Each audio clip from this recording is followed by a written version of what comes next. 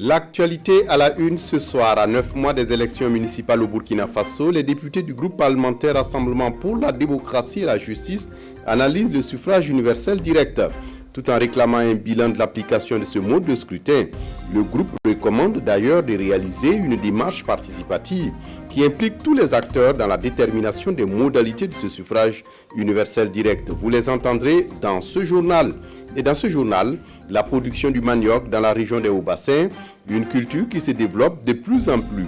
Des localités comme Dafinso, Panamasso et Santidougou commencent à se faire remarquer dans la production de ce tubercule. Une spéculation qui est rentable et dont le marché existe également, comme vous le verrez dans cette édition.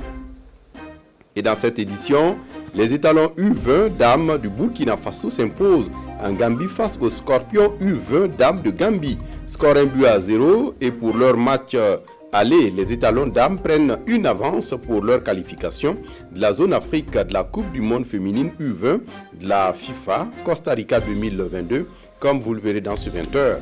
Bonsoir et ravi de vous retrouver.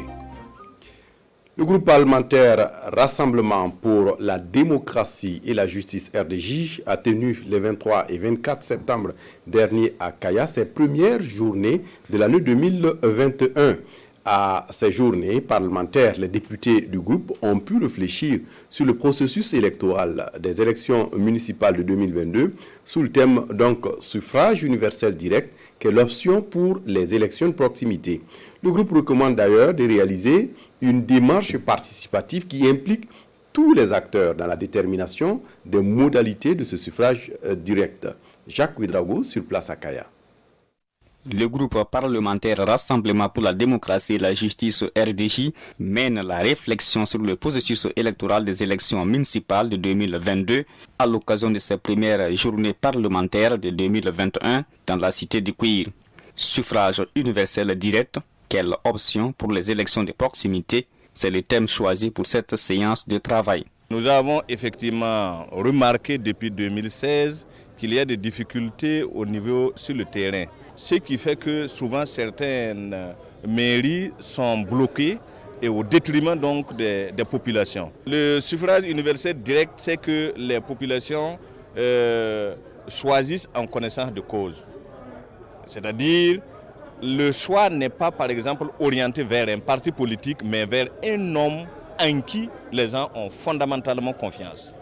Donc, c'est pourquoi nous souhaitons, nous voulons mener la réflexion pour voir quelle est la bonne formule. Et pour trouver la bonne formule, une communication sur le sujet a été faite par le docteur Bruce Emmanuel Sawadro, directeur général des libertés publiques et des affaires politiques au ministère de l'administration territoriale et de la décentralisation.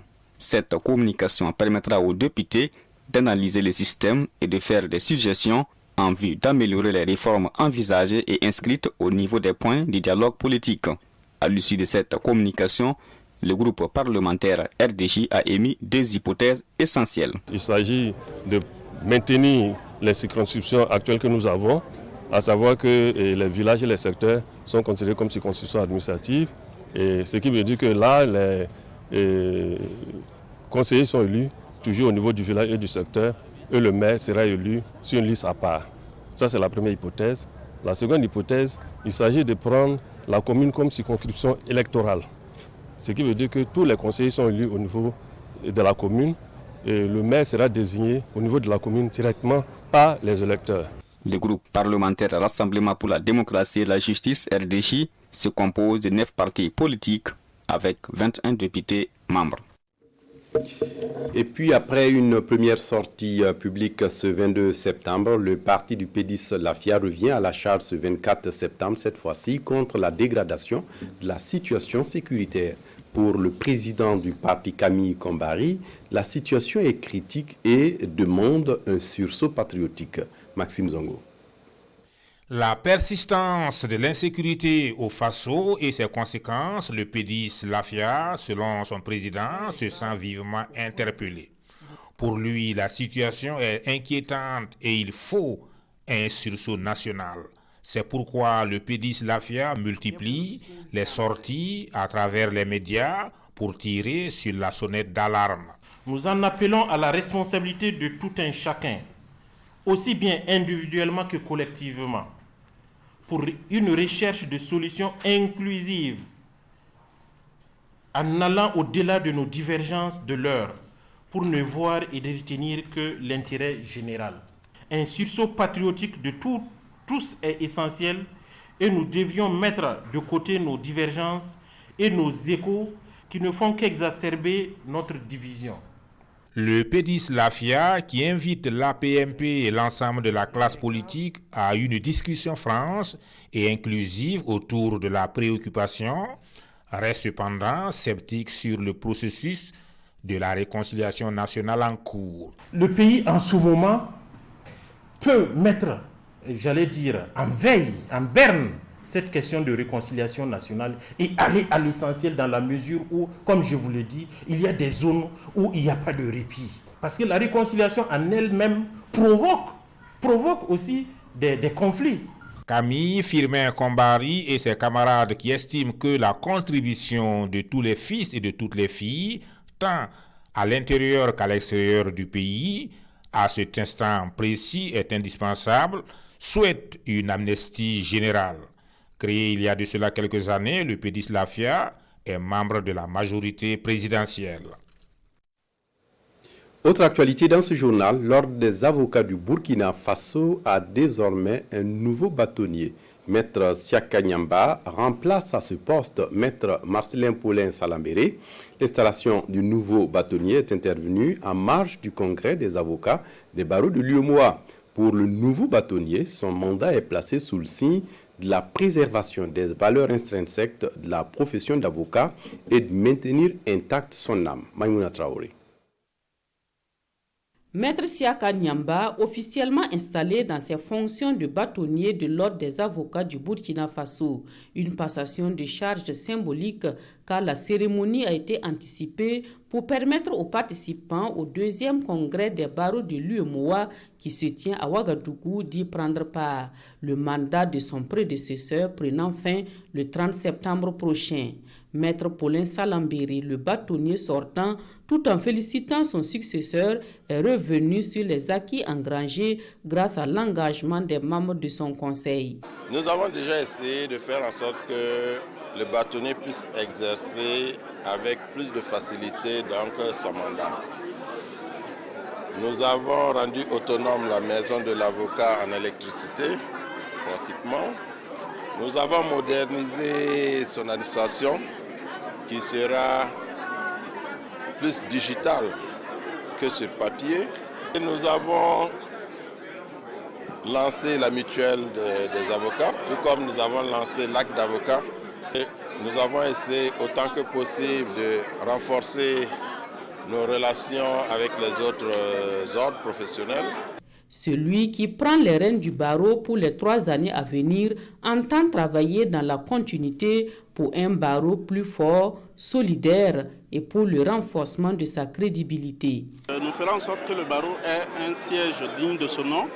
Nous ferons en sorte que notre périmètre du droit soit vraiment protégé.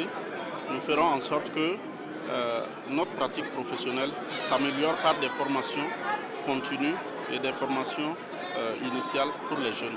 Nous ferons en sorte aussi de recruter des jeunes pour étoffer davantage notre barreau. Pour Maître Nyamba, ces objectifs ne pourront être atteints sans la discipline. Lui et son conseil, a-t-il assuré, travailleront sans complaisance ni indifférence face aux déviances professionnelles. L'ambassade des États-Unis au Burkina Faso organise une journée de vaccination. Cette vaccination contre le Covid-19 cible un total de 2000 personnes âgées de plus de 18 ans. Elle est destinée aux travailleurs de l'ambassade des États-Unis au Burkina, mais aussi aux populations qui résident à proximité de l'ambassade. Le vaccin qui est administré est le vaccin Johnson & Johnson. Issa Kanana pour les détails. Les États-Unis d'Amérique, résolument engagés aux côtés du Burkina Faso, pour barrer la route au Covid-19. Un engagement qui s'est traduit ici par une campagne de vaccination au profit du personnel de son ambassade et des populations environnantes. Et pour cette journée de vaccination, ce sont 2000 doses de vaccins Johnson & Johnson qui sont mises à leur disposition par le ministère de la Santé. Je suis ravie que l'ambassade des États-Unis soit en mesure de soutenir le ministère de la Santé pour la vaccination du plus grand nombre de personnes possible au Burkina Faso. Les États-Unis restent déterminés à lutter contre la pandémie à travers le monde et à contribuer à favoriser l'accès aux vaccins dans le but unique de sauver des vies. C'est vraiment noble de se soucier de la santé de la population burkinabé. Et c'est vraiment une initiative à vraiment saluer et nous les disons vraiment merci. Une initiative également saluée par les premiers responsables du ministère de la Santé. Un département qui se fixe pour ambition d'immuniser au moins 10% de la population vulnérable contre le Covid-19. Déjà à travers le mécanisme COVAX, les États-Unis contribuent, mais voilà aussi il y a la collaboration bilatérale qui a permis de pouvoir nous donner plus de 300 000 doses. Donc une fois de plus, merci à l'ambassade des États-Unis au Burkina Faso pour tous les efforts qu'ils font pour nous accompagner le gouvernement burkinabé dans la lutte contre la Covid-19 au Burkina Faso. Au-delà de cette journée de vaccination, cette campagne traduit l'excellence des relations entre le Burkina Faso et les États-Unis. Et pour l'ambassadrice Sandra Clark, c'est dans la solidarité entre les pays que le monde entier pourrait venir à bout du Covid-19. Dans l'actualité ce soir, l'initiative présidentielle Produire 1 million de tonnes de riz, une ambition qui mobilise les producteurs sur le terrain. Sur les traces de cet ambitieux programme, des journalistes au cours d'une caravane ont pu aller faire le constat. Dans leur périple, ils se sont rendus au centre de promotion rurale agricole de Kodougou dans la Kossi où s'implémente un programme de formation en riziculture. Des détails avec Ernest Kambiri. Parcelle pédagogique et d'application en riziculture du centre de promotion rurale de Kodougou dans la Kossi. Caméra, micro, bloc-notes et stylo en main, ces journalistes sont ici sur les traces des réalisations du programme présidentiel Produire 1 million de tonnes de riz paddy dans cette partie de la région agricole de la boucle du Mouhoun. Sur 5 hectares, une quarantaine de jeunes apprenants s'essaient sur ces parcelles d'application à la production du riz de la variété Aurelius 6 et de la TS2. Avec l'initiative présidentielle, nous avons opté d'accorder plus de place à la production de riz. Voilà, donc c'est déjà ça.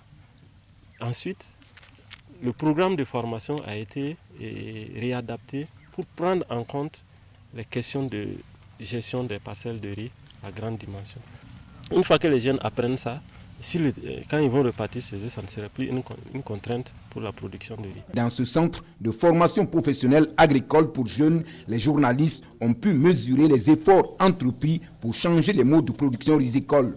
Cela nous permet de dire que l'initiative présidentielle est en marche. 1 million de riz, c'est possible. Les producteurs l'ont affirmé. Ce qui est intéressant, ceux qui nous disent qu'ils n'achètent plus du riz dans les boutiques. Et c'est ça aussi l'atteinte de la sécurité alimentaire. Beaucoup d'actions sont menées, mais malheureusement qui restent très souvent à l'homme. Et nous souhaitons véritablement qu'à travers cette caravane-là, que nous puissions mettre en œuvre, que vous puissiez en fait les journalistes, que vous puissiez être en fait les ambassadeurs en fait de la mise à l'échelle en fait de ces informations-là, qui sont très souvent des informations qui existent, mais malheureusement qui sont peu connues en fait des Burkinabés. Pour cette campagne rizicole en cours, il est attendu des parcelles d'application du centre de promotion rurale de Kodougou, 20 à 30 tonnes de riz paddy. Une production rizicole exclusivement réservée à l'alimentation des apprenants. Et je le disais en titre, la production du manioc dans la région des Hauts-Bassins, une culture qui se développe de plus en plus. Des localités comme Dafinso, Panamasso ou Santidougou commencent à se faire remarquer dans la production de ce tubercule. Presque toutes les familles dans la zone s'adonnent à la culture de ce tubercule. Le rendement varie non seulement en fonction de la variété, mais aussi en fonction de la disponibilité de l'eau. Mais tout compte fait, cette spéculation est rentable et le marché ne manque pas, nous dit ici Karim Sissé. Jour de récolte dans l'exploitation de manioc de Zakaria Sanou. Cette année, ce producteur agricole situé à Santidougou dans le Houé a cultivé 3 variétés de manioc sur une superficie de 15 hectares. L'autre côté où j'ai fait les 10 hectares, là-bas c'est une production carrément pluviale. Là-bas le rendement par rapport à là où nous sommes ici n'est pas la même. Ici comme c'est sous-irrigué, en tout cas en ce qui concerne le manioc irrigué, nous pouvons aller à 35 voire 40 tonnes à l'hectare. Mais pourtant, de l'autre côté, nous sommes juste autour de 15 à 20 tonnes. Voilà, ce qui est carrément pluvial. Dans la localité de Santidougou, Panamasso et Dafinso, le manioc est la spéculation par excellence. Selon les témoignages, il est difficile, voire impossible, de rencontrer une famille qui ne produit pas ce tubercule. Aruna Sanou est un fils de la localité. Pour cette campagne agricole, il a emblavé 3 hectares en manioc. Issouf Sanou est venu sélectionner des boutures pour la campagne à venir. Il envisage produire 3 hectares de manioc. Nous sommes nés trouver nos parents dans la culture du manioc. C'est le manioc qui est notre espoir en matière de production agricole. On fait généralement la récolte à partir de avril-septembre. Ce village est réputé pour la production du manioc parce que les terres aussi sont un peu propices à la production du manioc. C'est vrai qu'il y a l'historique aussi qui a une raison d'être aussi, mais il faut dire que c'est une zone où les producteurs sont beaucoup plus motivés dans la production du manioc parce que pour la valeur ajoutée. Ici, tous sont unanimes. Le manioc est rentable, seulement les producteurs ont du mal à satisfaire la demande. Le kilo de manioc est vendu actuellement à 50 francs de façon générale. Ça peut être un peu plus, comme ça peut être un peu moins.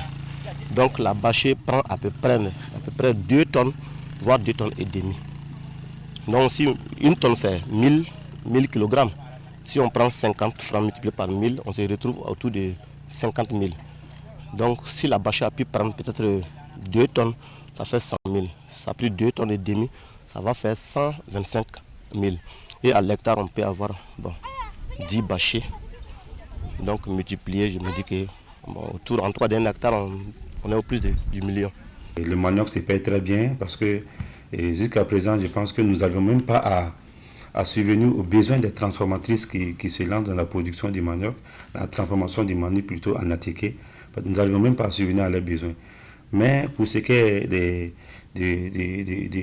la production du manioc au niveau de la province, je pense que ça permet quand même de subvenir aux besoins des petits producteurs qui sont au niveau de la zone. Parce que non seulement ça lutte aussi contre la sécurité alimentaire. La province du Houé a, au dire des autorités en charge de l'agriculture, produit au cours de la campagne sèche 2020-2021 plus de 1360 tonnes de manioc. Une production qui pourrait être améliorée si le problème d'eau est maîtrisé. À cela s'ajoute le problème de voies d'accès aux différentes localités. Des routes en mauvais état qui ne facilitent pas l'écoulement des produits, surtout en saison de pluie. Et puis l'agroécologie au Burkina Faso comme alternative pour l'intensification de la production, selon ces porteurs de projets, c'est une pratique agricole qui favorise la protection des ressources naturelles, la biodiversité et prend également en compte les questions de justice sociale autour de l'utilisation de la terre, de l'alimentation et de la qualité des produits agricoles. Un atelier vient de s'achever à Ouagadougou sur le sujet. Explication avec Maxime Zongo. Des aléas climatiques en hausse et une dégradation des sols de plus en plus persistante, une révolution des systèmes d'exploitation agricole, plus que jamais une nécessité. Et l'agroécologie, selon les experts, une des alternatives pour une production en quantité et en qualité. L'agriculture conventionnelle, telle que nous la pratiquons, n'est plus durable. Nous tendons vers des limites. Il faut changer nos pratiques agricoles. Et pour cela, l'agroécologie est vraiment la solution. L'agroécologie, un salut pour la pérennité des sols et une garantie de qualité des productions. Son appropriation passe d'abord par une meilleure compréhension de son concept et une maîtrise de ses enjeux. On a donc une utilisation plus abusive d'un certain nombre d'intrants, de pesticides, et ce qui va à long terme donc présenter un problème de vie et de survie même de la population et de l'environnement, de la biodiversité de façon globale. C'est pour cela qu'aujourd'hui nous parlons et nous encourageons, nous faisons la promotion de l'agroécologie, qui est une autre voie d'agriculture plus résiliente et aussi plus protecteur de l'environnement. Cette rencontre de Ouagadougou était donc une opportunité pour mettre les acteurs d'accord sur les concepts et les approches. Une occasion également pour dégager un horizon qui doit permettre de voir véritablement les choses évoluer. Et puis à Bobo-Dioulasso, à l'École nationale des eaux et forêts, le démarrage des soutenances des inspecteurs des eaux et forêts de Dinderso. Une quarantaine d'aspirants qui vont présenter durant 2 jours leur travail à 5 jurys. Pour le baptême de feu, c'est l'impétrant Alassane Congo qui a défendu son thème de mémoire portant sur contribution à l'adaptation de la formation militaire du personnel de cadre paramilitaire eaux et forêts dans un contexte d'insécurité cas du Burkina Faso. Des détails avec Karim Sissé. C'est l'aspirant Alassane Congo qui ouvre le bal de la série des soutenances ici à l'École nationale des eaux et forêts de Dinderso. Son mémoire porte sur la contribution de l'adaptation de la formation militaire du personnel du cadre paramilitaire eaux et forêts dans un contexte d'insécurité, cas du Burkina Faso. La lutte contre l'insécurité passe aussi par la sécurisation des aires protégées. Alors, qui parle de sécurisation des aires protégées parle du personnel forestier, mais aussi de compétences. Parmi ces compétences, il y a celles militaires qu'il faille adapter à la menace sécuritaire de l'heure. 18/20, c'est la note qui a sanctionné le travail présenté par Alassane Congo. Pour les membres du jury, le thème abordé est d'actualité et les recommandations formulées pourraient être d'un apport considérable dans la lutte contre le terrorisme au Burkina Faso. Le jury a estimé que ça a été un travail bien fouillé, avec des analyses pertinentes qui permettent effectivement de revisiter donc, le plan de formation militaire du cadre paramilitaire des eaux et forêts pour donc l'adapter au contexte actuel d'insécurité.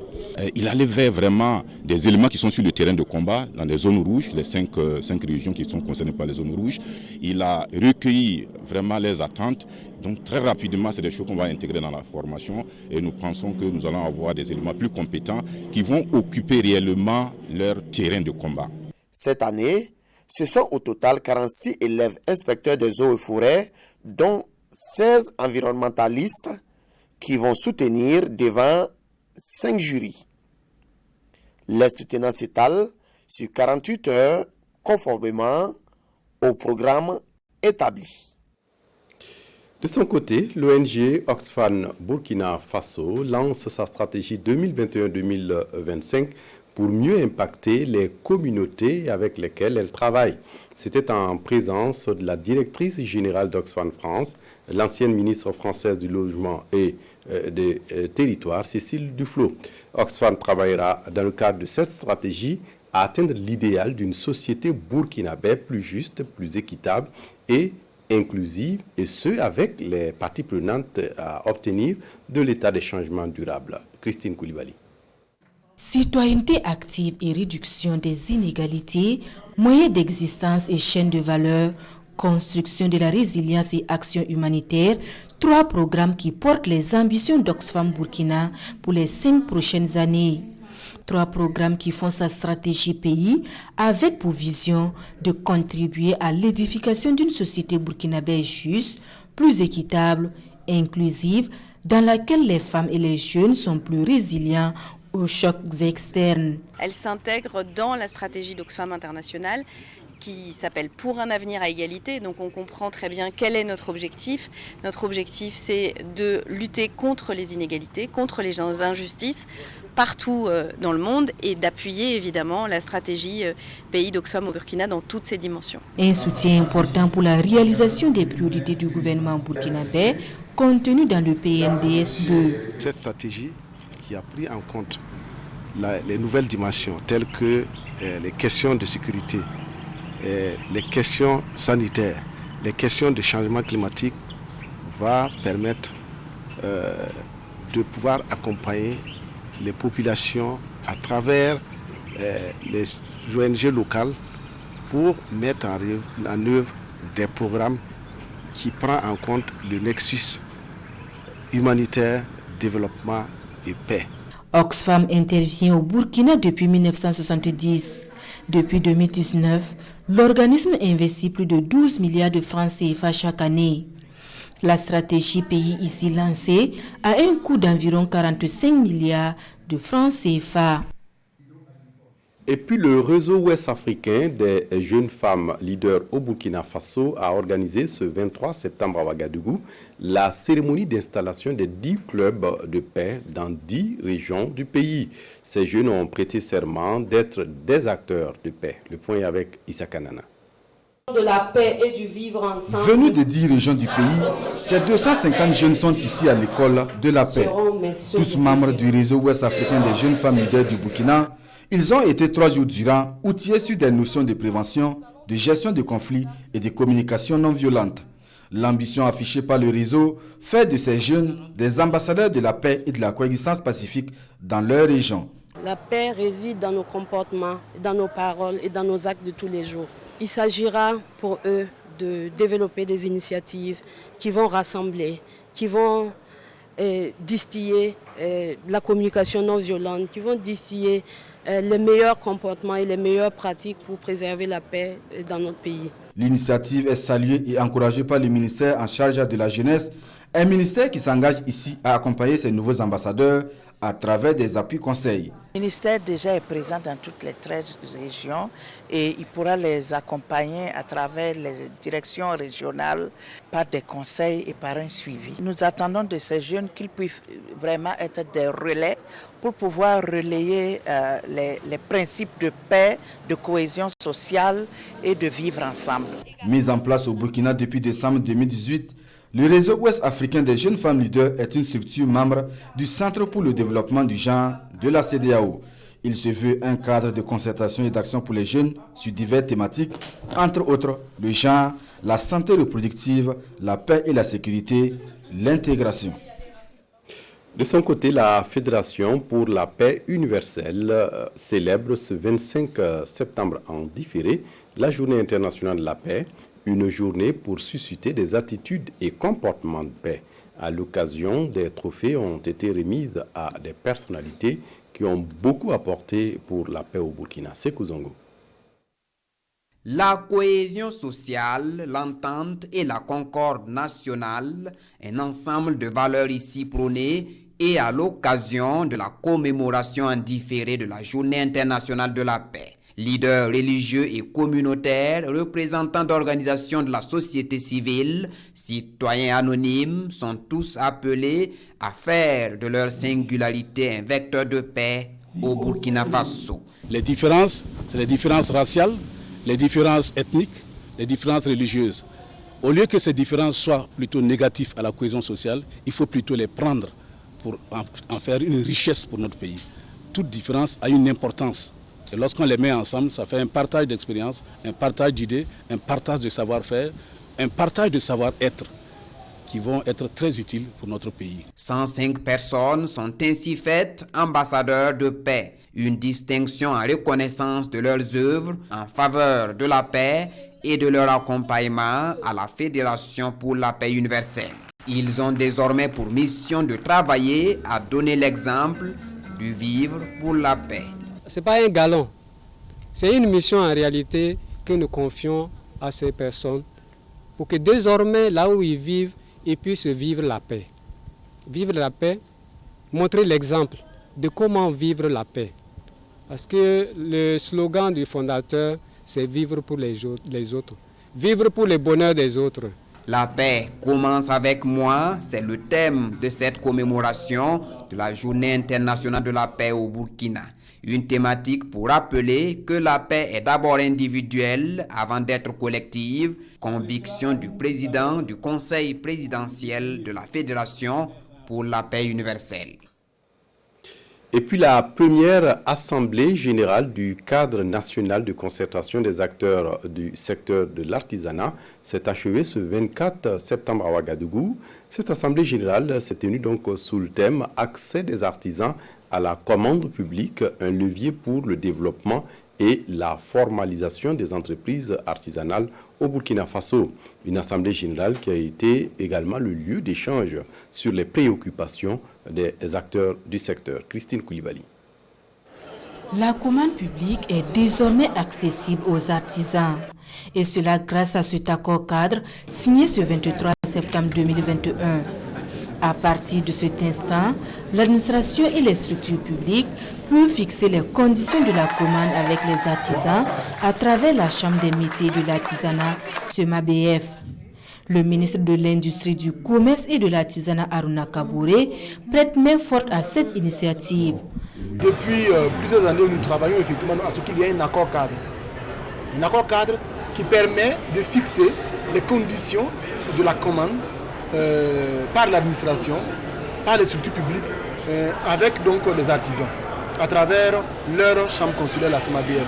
Cet accord cadre-là aujourd'hui, qui a été signé entre le gouvernement, représenté par le ministère des Finances, et la chambre de métiers, permet désormais de faire en sorte que la SEMABF soit en quelque sorte un maître d'ouvrage délégué.